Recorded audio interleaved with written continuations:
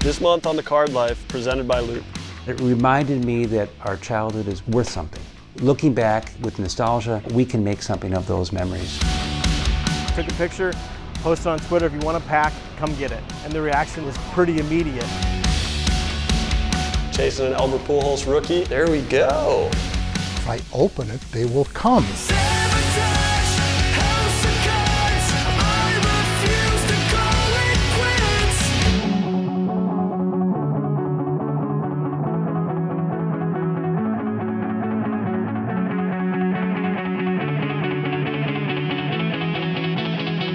Welcome once again to The Card Life, presented by Loupe. I'm your host, Matt Strahm, and this month we'll be coming from one of the greatest sports cities in America, St. Louis, Missouri.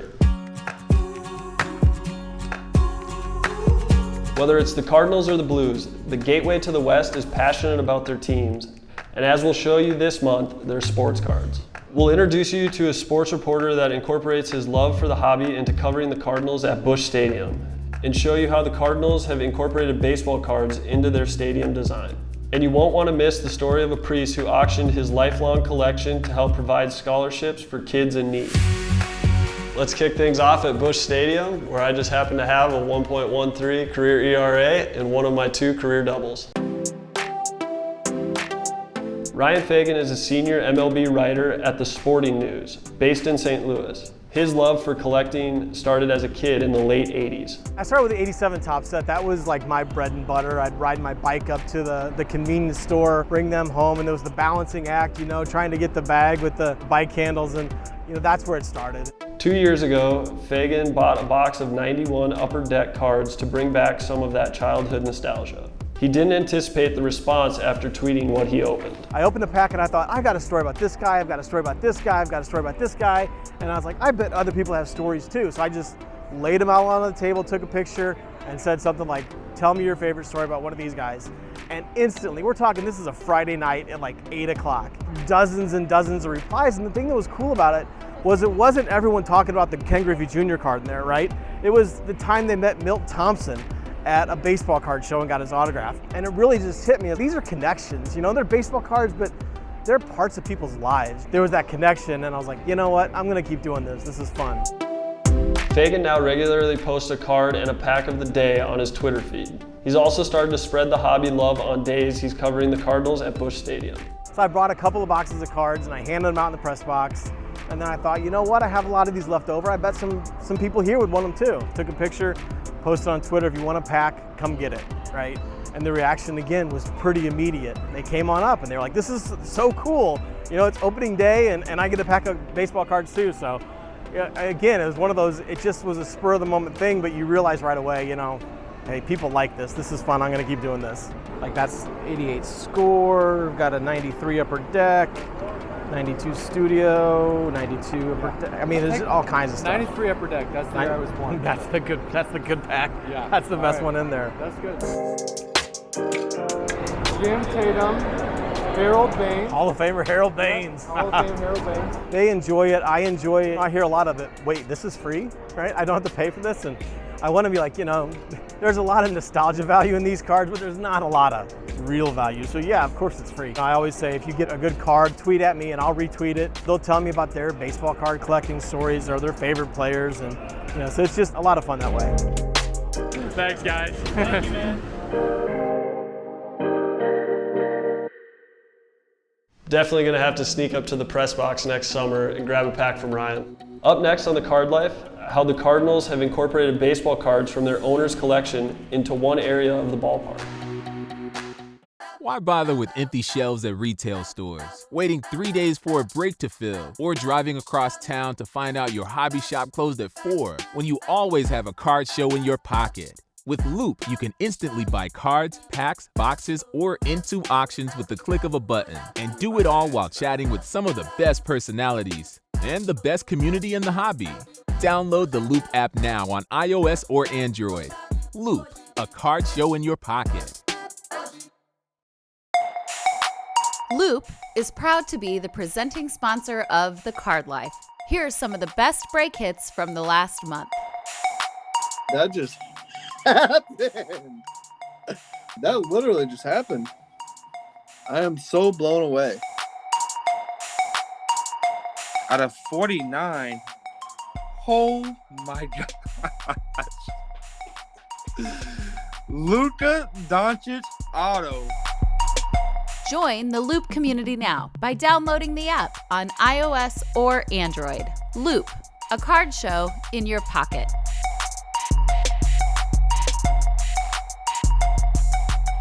In Manchester, a St. Louis suburb 20 miles from Busch Stadium, Wally Mullitzer has owned 1 million baseball cards for 32 years.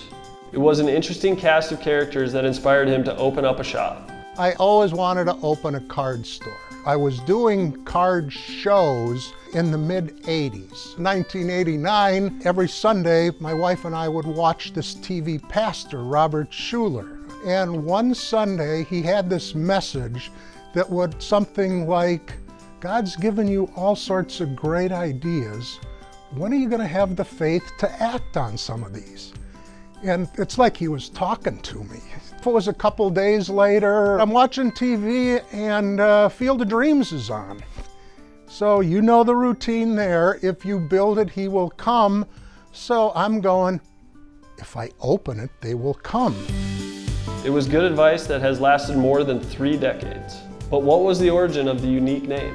I wanted to do something that was catchy, that would get your attention. Back when you used to use yellow pages, you relied on that. We would do 1 million baseball cards. If you only have time to visit one store in St. Louis, make sure it's ours, 1 million baseball cards. And man, I gotta tell you, people would actually walk in and go, hey, we're in for the Cardinal game. Man, I saw your ad in the yellow pages. If you only have time to see one store in town, make sure it's yours. So that's why we're here. So that worked out too.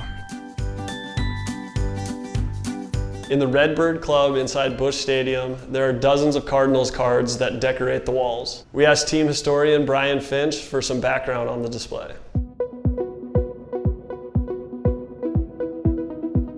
Our owners, when we built the ballpark, which opened in 2006, wanted vintage cards on the wall, and they wanted to bring some life and vibrancy. And so we looked through the owner's personal collection, the DeWitt family collection. A lot of fans think there is some rhyme or reason for the baseball cards on the wall. Actually, these cards were chosen specifically for their colors, nothing else. Colors that would pop. You'll see some sets that are very recognizable for a number of card collectors, T206s, 205s, Turkey Reds, Gouty, Cracker Jack, things like that. But for the most part, all of these cards are from 1940 or earlier. There is one Easter egg in the room, and it has 2 purposes. Of course, 1940 and earlier, it was before integration in baseball. And our ownership, specifically our primary owner, Mr. DeWitt, Bill DeWitt Jr., his father grew up in the game of baseball and was an owner at one point himself. And that was with the American League St. Louis Browns. So there's one card in the room, and it's Satchel Paige with the American League St. Louis Browns. So it's a family lineage and a family legacy, and they are passionate not just about what's going on the field, but collecting, preserving, and making sure this history is preserved for future generations. We have a collection that numbers over 24,000 artifacts, and we do have a museum that is open year-round here in St. Louis, right across the street from Busch Stadium, and we couldn't do it without great ownership that is constantly adding to our collection to continuously tell the story of the St. Louis Cardinals. Up next on the Card Life presented by Loupe, it's a St. Louis show, so we have to hunt for a rookie card of one of the best to ever wear the Cardinal red, Albert Pujols. Whether you're a longtime collector or just started investing in the hobby, Cardbase is the premier app to effortlessly manage and monitor your sports card collection. Access our daily updated database of millions of cards, create watch lists, track your portfolio, or watch trends in specific card markets, including the hottest cards in every sport. Stay on top of the sports card market with Cardbase. Download the app now on iOS and Android or on the web at getcardbase.com.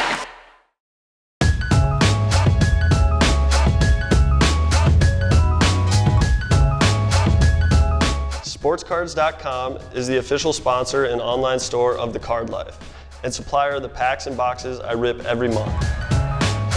right, big shout out to sportscards.com for hooking us up with this month's break. And again, chasing an Albert Pujols rookie here in a 2001 Topps, also Ichiro, and then one of my childhood favorites, Justin Morneau. So yeah, without any further ado, let's get into it.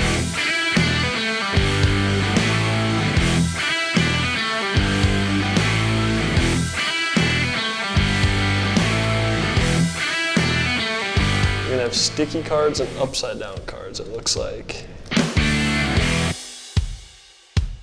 There we go. Bob Boone, manager card. That's something you don't see anymore. It's kind of cool. Oh, back-to-back manager cards. Buck Martinez, Dave Cone. Hey, Fernando Tatis. That's cool chrome. There's our relic, Mark Grace bat. It's kind of cool. Let's see if it's game used. Ooh, Barry Bonds insert right there. So it does have an authentication sticker. Game used bat, that's pretty cool.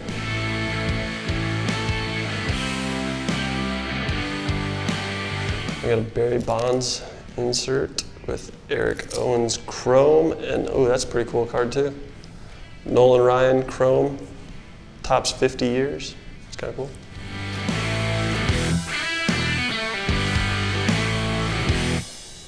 A rookie Cardinal, and a gold one. That would have been sick, huh?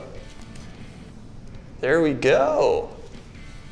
Little dual piece, Albert Pujols Ichiro. Very nice.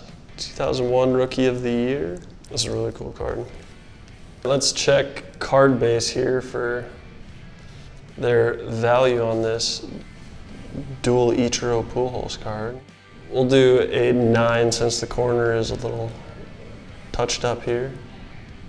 $372 for a PSA 9. Petty John. Hey, North Dakota boy. Travis Hafner. Carlton Fisk. There we have it. Sportscards.com is the official online store of the Card Life. Check out their extensive stock of boxes and packs with innovative products like the Jersey Fusion box coming soon.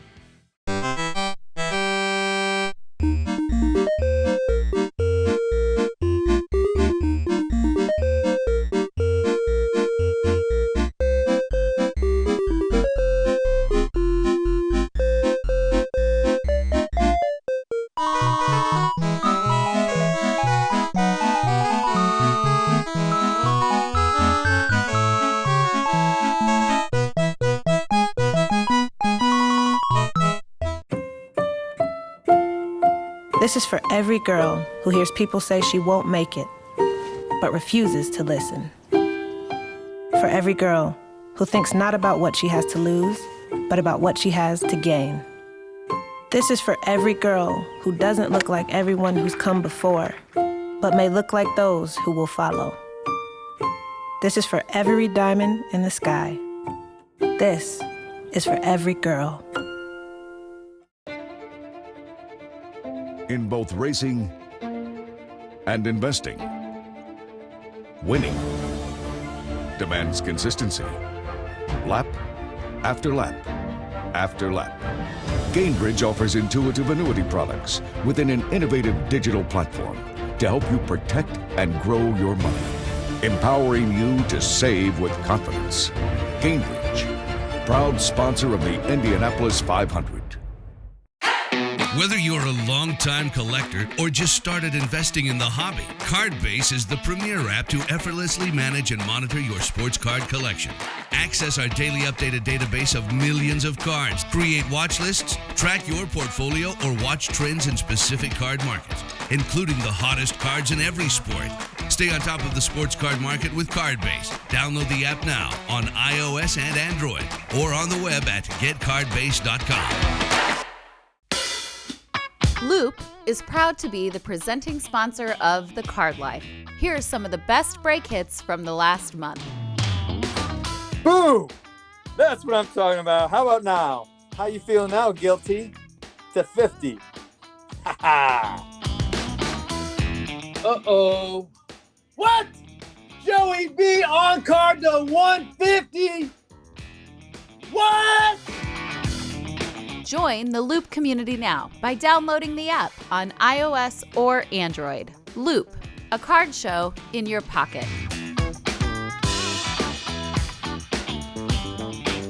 The legacy of the St. Louis Cardinals and of baseball in St. Louis can be traced to the legendary Branch Rickey, who invented the modern structure of major and minor league baseball within the organization. It was after he left St. Louis for Brooklyn that he helped leave another lasting impact on the sport, with Jackie Roosevelt Robinson in the lead role. This card is widely regarded as Jackie Robinson's rookie card, 1948 Leaf. This PSA 4 example was from the collection of St. Paul, Minnesota priest Father John Ubel. I say was in his collection because earlier this year, Father Ubel decided to auction off his collection to help others. Basically, as far as I can remember back, I was a Twins fan. And then we would do chores around the house and we'd get a little money for it. Maybe I'd get a quarter, 25 cents, and I'd go down to the corner store and buy a pack of cards and some candy. And that was life in the early 70s. It was great. We would trade them with other kids. In fact, I still remember one story when I realized I had a conscience and I tried to do a trade with a kid who was 2 years younger. I probably was in first grade. And I said, I tell you what, I'll make you a deal. I'm gonna give you 5 cards for one of yours. His one card was a Babe Ruth card. He agreed after some negotiation, went inside the house, and then I was standing outside and I saw his mother come to the door and she was wagging her finger and I knew I was busted right then. I had a conscience. I probably went to confession and said I shouldn't have done that.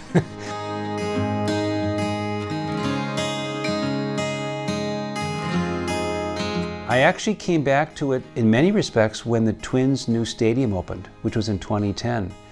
And my interest in baseball became renewed, and that's when I started paying a little bit more attention. And then around 2010, I actually started purchasing some cards. I went on eBay, other places, and I purchased some of my favorite Minnesota Twins and then 2 of my heroes, Hank Aaron and Jackie Robinson. And then it really wasn't until January of this past year when I received a text from my brother saying, did you hear that Hank Aaron died? And I'd been checking a little bit, and then all of a sudden I thought, why don't I do something with these cards? They're in a cabinet. I'm not really using them anymore. I'm interested, but maybe I could put them to some better use. So I'm on the board of the Aim Higher Foundation.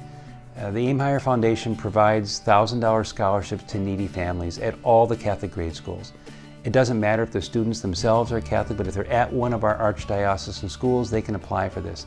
And I know how great the need is. And so I love the organization. And I began thinking, well, if these cards are worth more than I thought, maybe we could parlay this into some kind of an auction. And so I kind of floated the idea at first, and it was a little bit of a tepid response because they weren't sure.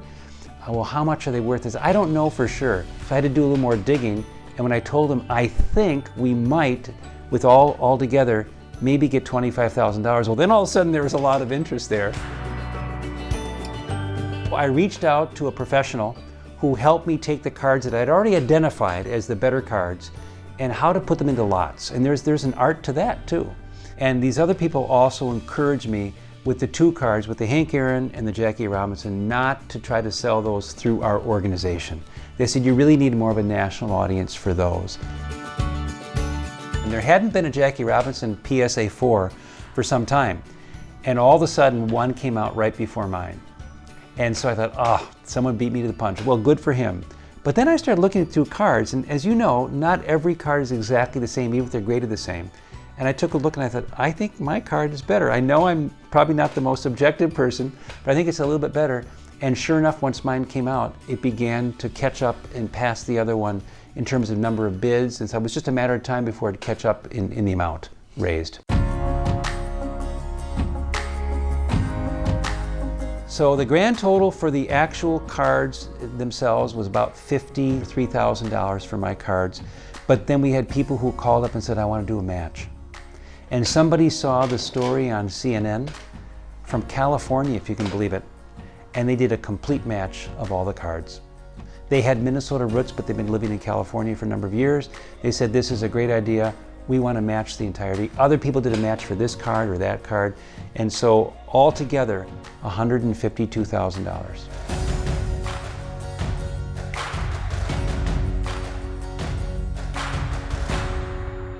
I will say I've been a priest for 32 years, and this was one of the most remarkable periods of time in my priesthood. It's to be involved in this, it made me feel so good. There is true joy in giving. And people said, do you regret it? You know, should you have waited a year? Maybe some cards would be worth more. I said, I don't even think that. This was a wonderful opportunity. I took something that meant something to me, and I was able to turn it into something that's going to mean something for other people. And so this really not only brought back a lot of good memories, but it reminded me that our childhood is worth something. And that looking back with nostalgia, we can make something of those memories.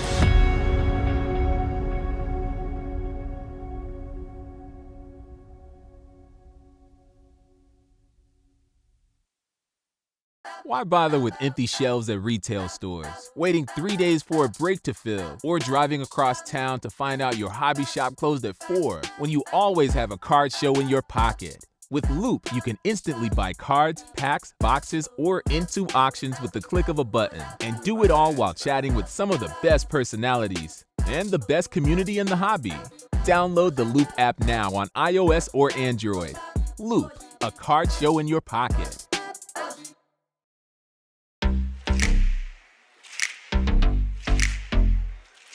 Our good friends at Loupe in Miami have been busy beyond their awesome breaks this summer. We have a physical shop now. Opening a shop for ourselves was really important just because we work with dozens of brick and mortar shops all over the US. And there's just a certain respect of knowing all of the struggles of running a physical shop. It's very different than running an online only business. So what does it actually take to set one up, to bring people in the door? How do you sell things to them, as well as keeping stock? That was just really important to us so that we don't have guesses. Like, we actually know what it takes to get a retail shop from zero to fully operational. And that just gives us a perspective that we otherwise wouldn't have had. It's an extension of the app and our brand. We want to help cater to every collector, whether they're brand new and they're just trying to be educated and know what product came out and what they should buy, versus the diehard collector that wants to grab a $5,000 Michael Jordan slab. Anyone in between that spectrum is a potential friend of Loupe. We've had our fair share of hobby enthusiasts coming in, knowing what they're looking for, excited to check out the shop, but we've also got a very large population of people walking in just checking it out. What's Loupe? They don't know anything about sports cards, or they haven't collected sports cards in the last 30, 40 years since they were a kid. And we love that. We love being able to take the time and explain to anyone that walks through those doors what we are, catch them up on the hobby, introduce them or reintroduce them to the hobby. It's been a huge part in the last few weeks since we've been open, and we love everything about it.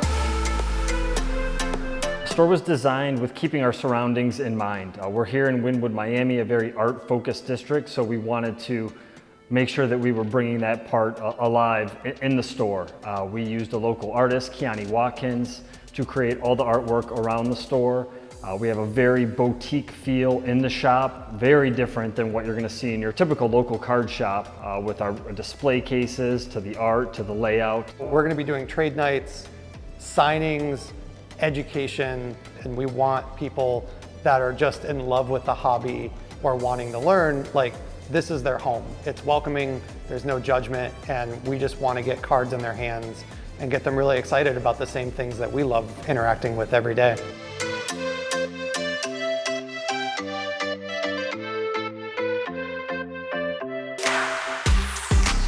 Next month on The Card Life, we return to Arizona with a show all about the city of Phoenix. In 2010, we started it, and I started it really with my own collection. Okay. And 1 or 2 auction cycles was kind of my own stuff.